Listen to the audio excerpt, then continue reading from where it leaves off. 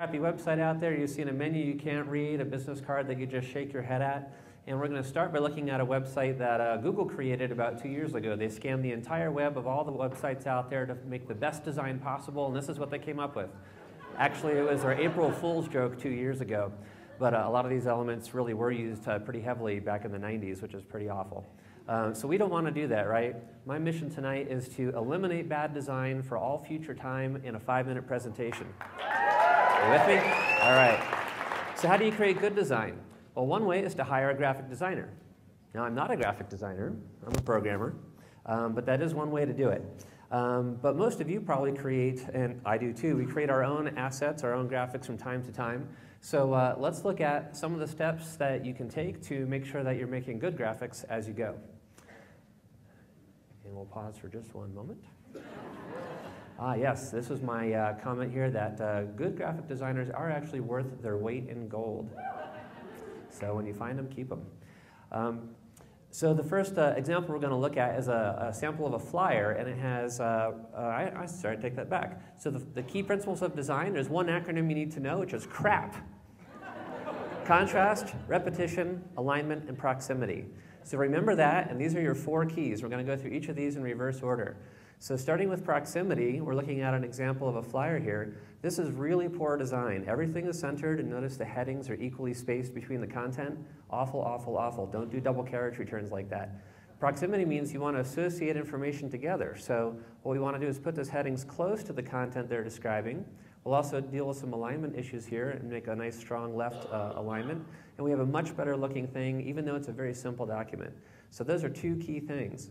Now, what about centering things? Sometimes you might find yourself centering things commonly because it's an instinctive thing to do, but it really only works in formal settings. So invitations, for example, are a great time for centering. Other than that, you pretty much shouldn't do it. It's boring and dull. So stay away from centering. So what do you do instead? You need a strong alignment. So strong left alignment or right alignment. But when you have a complex page with many assets, many graphics, they should all align with something else on the page. That creates a very strong visual continuity. So alignment is really a crucial step to good design. This is an example of a wedding invitation created by Wendy Brookshire, who's here in this room, one of our local designers. And it's a beautiful right aligned, a nice strong right alignment. But notice that once you know how to use the rules, you can break them. She takes the couple's name and centers it relative to each other and then breaks that right-hand boundary. And that creates a really elegant effect. So once you know how to use the rules, you can break them, and there's nice contrast there as well with the font type and the font color and also the script font. So that's a really excellent design there. What about this design? That sucks, right? That was done by programmers. Look, it's all centered. It's very, it's functional. They're great programmers. But in contrast with their competitors over at Apple, who make fantastic and exciting devices and beautiful websites, right? These things are much more exciting. Does that beauty and that appeal really matter? The answer is it does. When an interface is attractive, it creates pleasure, and when people are experiencing pleasure working with an interface, turns out they have more patience to work through some of the little bugs that might be popping up that they're running into, and so in the end, they're more usable because they're elegant. This book, Emotional Design by Don Norman, or anything written by Don Norman, is an excellent resource for more information along these lines. Okay, repetition is our back on track here, our third letter. Notice the carabiners are repeated, the headings are repeated, and part of that image is cut off, but there's several images that are the same width. So repetition creates some structure, creates patterns and identity to the document. And then wrapping up on contrast, here's a pet peeve of mine. You ever get an Excel document that has really thick borders around it and you can't read the data? Okay, what are we trying to emphasize? The data is what we want to emphasize.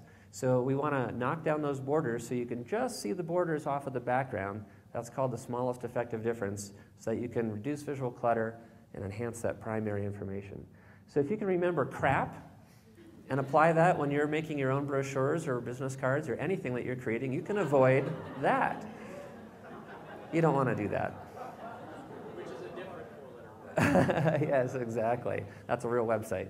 Well, they actually did that on purpose. So keep in mind CRAP. Programmers can avoid design disaster too. Go out and make great shit. Thanks a lot.